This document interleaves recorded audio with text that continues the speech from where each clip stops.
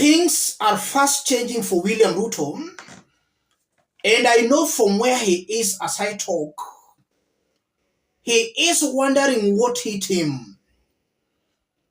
Earlier today, Ruto attended a church function in Narok where he literally sneaked into the church. The congregants were not aware, and even the local community was not aware. Ruto sneaked into the church.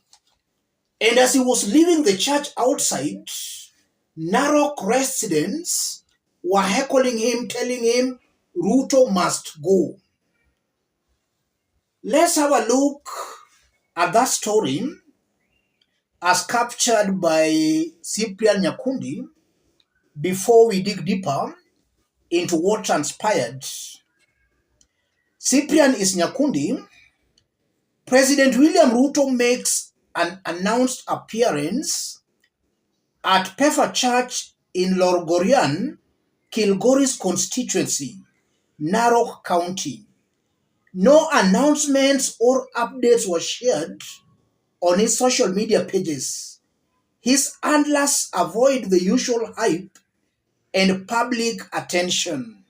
Some are questioning why the president would sneak into a church in his own country.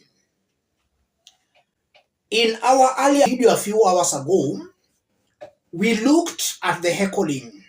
And in case you missed that video, it's our video before this one. We saw on how William Ruto was being heckled in Narok. Narok residents shouting Ruto must go.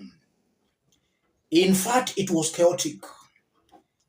It's now coming out very clearly that Ruto sneaked into the church. I want us to dig deep into this, in which I'm going to explain why Ruto sneaked into the church and what that means politically. And as that is happening, we are also working on a video where Rigathi Gachagua is now saying his children warned him against supporting Ruto. That's an analysis we are going to have in our subsequent videos. And as that is also happening, Rome has also delivered a bad news to Ruto. Ruto is a man under siege. Let's dig deep into this. In case you are watching us but you have not yet subscribed, subscribe, give the video a like. Let's proceed. Ruto sneaked into the church because he knew the ground was hostile. And that's now good because Ruto is realizing now that things on the ground are very bad. For those who have been following William Ruto's politics, he has always been a very daring kind of a leader or a politician. Anytime he sees that maybe something is working against him, he always confronts that thing head on. And a good example, he always storms his opponents' backyards. I don't know why now he doesn't want to storm the Gen Zs. Because what I expected of him was to storm the Gen Zs. He was to appear in public to confront the Gen Zs. But it appears this time around, he's changing his strategy. With his fellow politicians, he has been storming their backyards.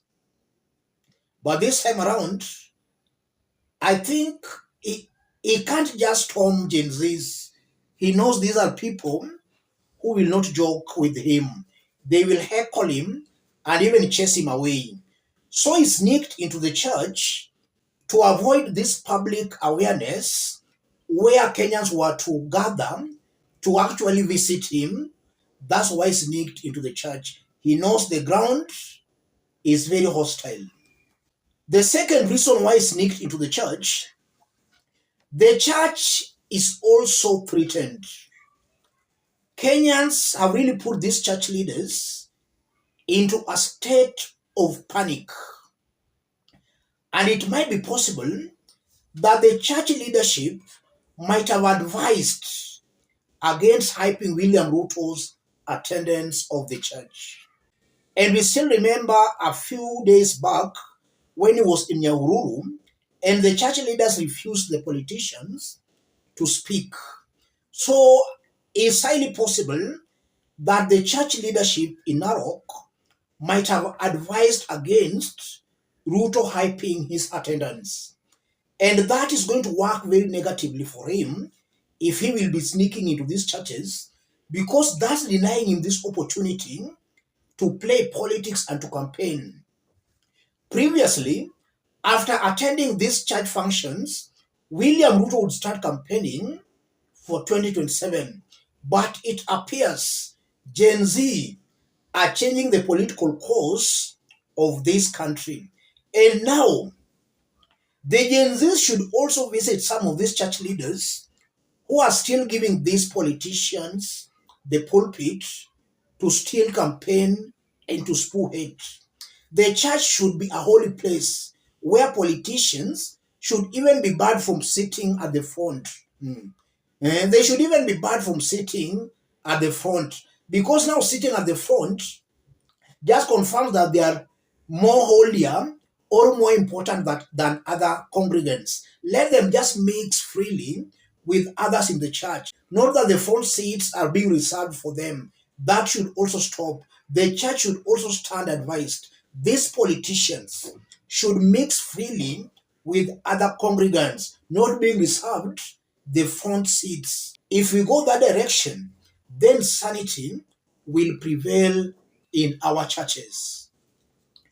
And also, Ruto sneaked into that church to avoid confrontations by the Gen Zs. We know that the Gen Zs threatened that they were to occupy the churches. So Ruto definitely sneaked into the church to avoid that kind of a confrontation. And that also confirms that Ruto has started feeling the pain for having lied and betrayed Kenyans. What does all this now portend for Ruto? Just as I did indicate in our earlier video, William Ruto's only option is to dissolve his entire government. Let him start afresh. Let him appoint individuals who will help him deliver. Individuals with high standards of integrity. When William Ruto was forming his government, it's a fact he went for individuals who were not up to the task, individuals who had some questionable characters. And I believe William Ruto did that deliberately because himself, he knows he has got some integrity issues. So he wanted people like him who could not question him. It's now high time William Ruto dissolve his government. Let him appoint fresh individuals, men and women of integrity. Let Kenyans see the face of Kenya in Ruto's government, not only a two-tribe kind of an affair. If William Ruto does that, maybe he will soften the hearts of some of you Kenyans. But he must know that as it is right now, it can't be business as usual. His only option, if he cannot dissolve his government, is for him to resign. It's not going to be business as usual. And that's also the message coming from Rome, which we are going to dig deeper into our next analysis. Let me stop with there, ladies and gentlemen. In case you are watching us but you have not yet subscribed, subscribe, give the video a like. Those who are watching us outside Kenya for the first time, drop a comment, let us know from which part of the globe you are watching us from. If possible, subscribe, give the video a like. So William Ruto is being isolated each passing day. The ground is becoming very hostile for him. His government is splitting. There are lots of conflicts in the government. A government that is not working as a unit.